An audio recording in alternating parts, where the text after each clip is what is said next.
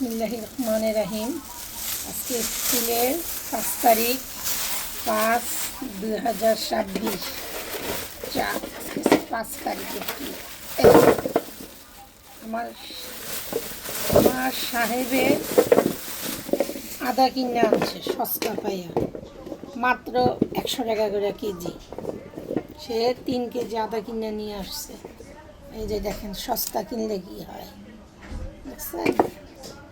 এই যে সস্তা আদা, এই যে যাই হোক কাইটা কুইটা যা থাকে এটা সরাও বাবা। আর এই যে পেঁয়াজ জানেন মাত্র কত কেজি?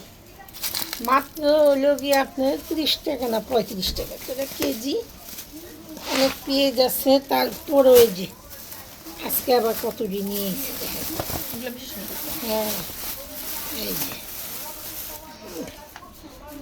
এই যে দেখেন, এই হইল পেঁয়াজ। ভালো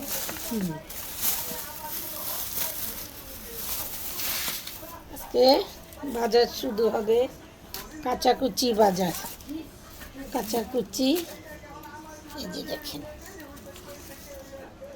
ভাবা যায় 300 টাকা কেজি করে পেঁয়াজ খাইছে, আর এখন আল্লাহ আমাদেরকে 30 টাকা 35 টাকা করে কেজি পেঁয়াজ। দেখেন এই গেল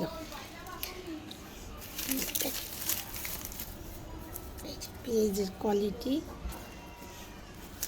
একটু দেখে মুখে কিনতে হবে। এদিকে আসেন আলু।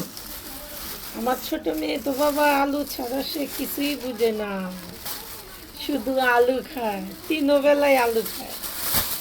আলু, হ্যাঁ আলু খেয়ে খেয়ে আলুর মতন। এই যে কত সস্তা আলু।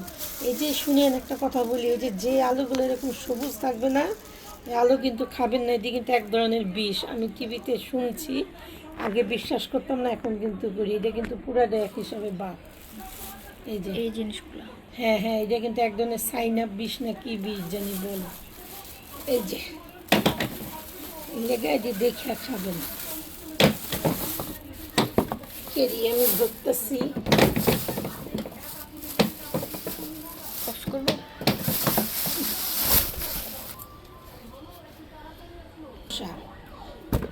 দেশি পণ্য কিনে হন ধন্য, মাত্র 30 টাকা কেজি।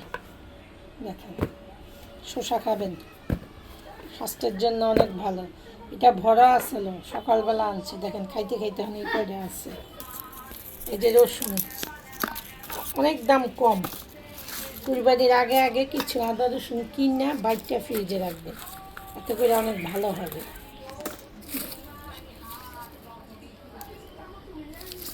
ভিডিওটা আর বড় করবো না, অনেক বড় হয়ে যাচ্ছে। একজনের লেগে আমার খুব কষ্ট লাগতেছে, নামটা বললাম না। হ্যাঁ, আল্লাহ দোয়া করবেন ওই মানুষটাকে, আল্লাহ ভালো রাখুক, সুস্থ রাখুক। এই